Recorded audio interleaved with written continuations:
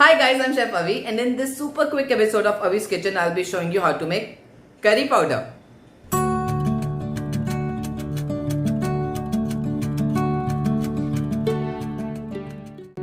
Curry powder is a blend of a lot of spices used extensively in Southern Asian cooking. But this is just a starting point. You can make this recipe your own. If you think you don't want cinnamon powder or cardamom powder, you can leave that out.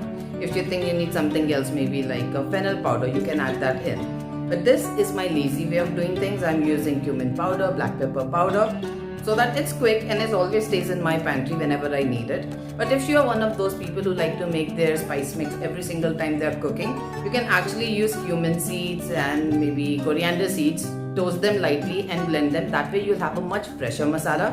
But this is how I do it. It's always in my pantry and these are the ingredients I use.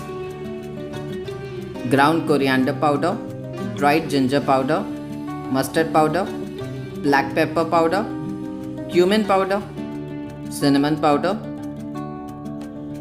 cardamom powder, red chilli powder and turmeric.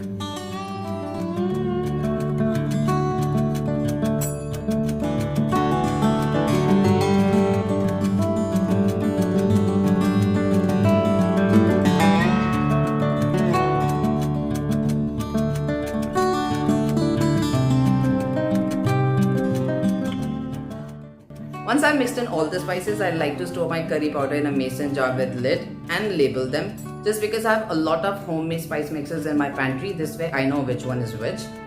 If you like to know about more spice mixes, just leave a comment below and I might make this into a whole series. This is excellent stuff.